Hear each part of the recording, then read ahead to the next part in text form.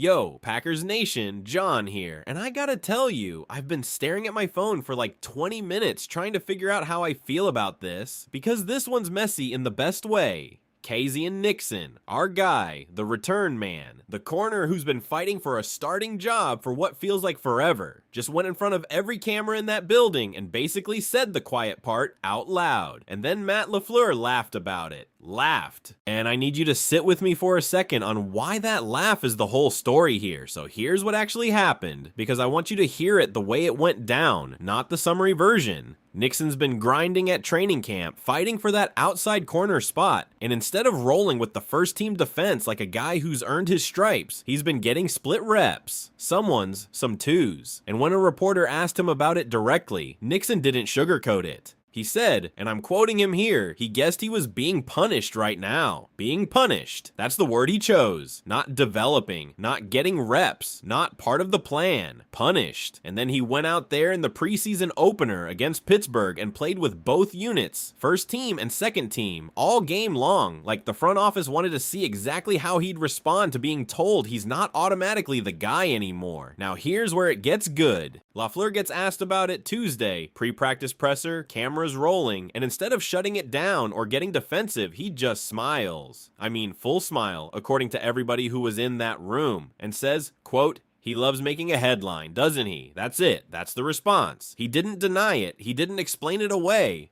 He basically confirmed that, yeah, K's out here making noise, and I find that funny. I want to slow down right here because this is the part everybody's going to scroll past, and I don't think you should. When a coach gets a direct pointed comment from one of his own players, a guy publicly saying he feels punished, and the coach's first instinct is to laugh instead of defend or correct the record, that tells you something. Either LaFleur genuinely doesn't think it's a big deal, and Nixon's just being Nixon, dramatic, playing to the cameras like he always has. Or, and this is the part that makes my stomach turn a little, LaFleur laughed because there's truth in it and he doesn't feel like he has to explain himself to us. Coaches don't usually laugh off something false, they deny false things.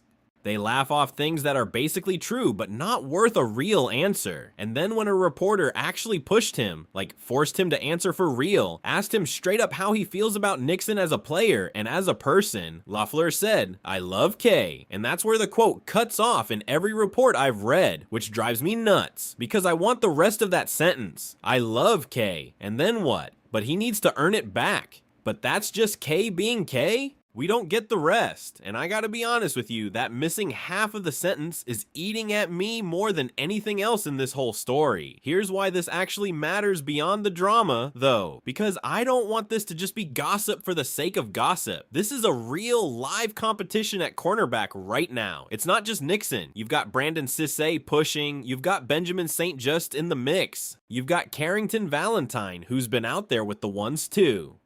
All of them have taken first-team reps at some point this camp. That means the coaching staff is legitimately undecided, and Nixon, a guy who started for this team, who's been a special teams weapon, who fans like us have rallied behind for years, is not being treated like a lock. He's being treated like a guy who has to win his job back every single day in August. And can we talk for a second about who Casey and Nixon actually is to this franchise? Because I don't think casual fans clicking on this understand the weight of what we're even discussing here. This isn't some camp body nobody's ever heard of. This is a guy who's been the engine of our return game for years. A guy who's made Pro Bowl caliber plays on special teams. A guy who's lined up outside at corner when the team needed him there. When a player with that kind of resume tells you in public that he feels punished, my first reaction isn't diva. My first reaction is wait. What happened in that building that made a guy with K's track record feel like he had to say that out loud on camera instead of just handling it in a meeting room? That's not nothing. Guys with his standing usually get the benefit of the doubt internally. If he's still going to reporters about it, something in that internal conversation didn't land the way he needed it to. Think about how that feels from Nixon's side for a second, because I think we owe him that. You've put in years here.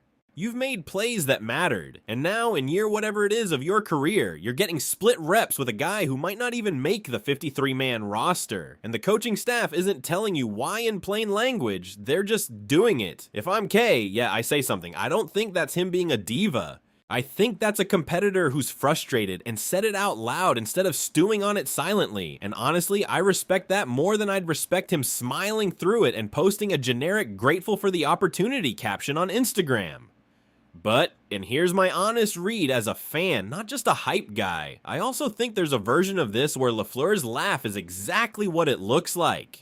Just a coach who's dealt with 100 training camp storylines and knows this one blows over the second the pads come off Friday against Denver. Nixon's been outspoken before. This might genuinely be nothing more than a guy voicing frustration in the middle of a long camp and a coach who knows his personality well enough not to overreact to it. So where does this actually go? I see 3 ways this plays out, and I want to walk through all 3 with you because I don't think it's fair to just pick the scariest one and run with it. Scenario 1, Nixon takes that frustration and turns it into fuel. He goes out this Friday in Denver, dominates every rep he gets, first team or second team, and forces LaFleur's hand the hard way. That's the story we want. That's the guy who complained and then backed it up on the field instead of just complaining. Scenario 2, this really is nothing. Camp competition, split reps, normal coach speak, and by week 1, Nixon's starting outside like he has been, and we all forget this by September. Genuinely possible. Camps are long, and everybody's a little on edge by week 3. Scenario 3, the one that actually worries me a little. This is the first crack in something bigger.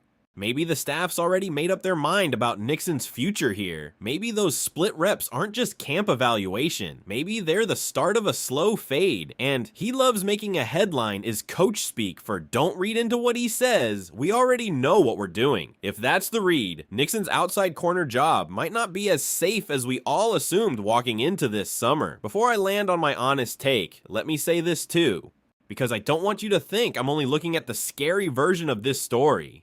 Camps are a pressure cooker. Guys say things in week 3 of August that they'd never say in September once the lights come on and the games count for real. Nixon said plenty of colorful things to reporters over the years. He's never been the quiet type, and that's part of why fans love him. So there's a very real chance this is just K being K, a guy who wears his emotions on his sleeve, saying what every competitor feels, but most guys keep behind closed doors. I don't want to overcook this into a 5-alarm fire if it's really just a training camp mood on a hot Tuesday in Wisconsin.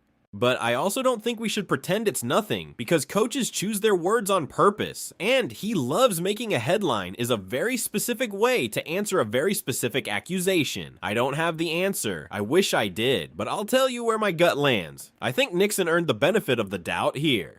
This is a guy who's given this franchise everything on special teams and at corner for years. And when he says something feels off, I'm inclined to believe there's something real behind it, even if LaFleur wants to laugh it off in front of the cameras. Coaches manage narratives for a living. Players who've been here as long as K has usually know exactly what they're saying when they say it. So Packers Nation, I need to know where you land on this. Is this Nixon just being Nixon, dramatic and vocal like he's always been? Or do you think there's something real happening behind the scenes at that cornerback spot that we're only getting a glimpse of because K decided to say it out loud instead of staying quiet?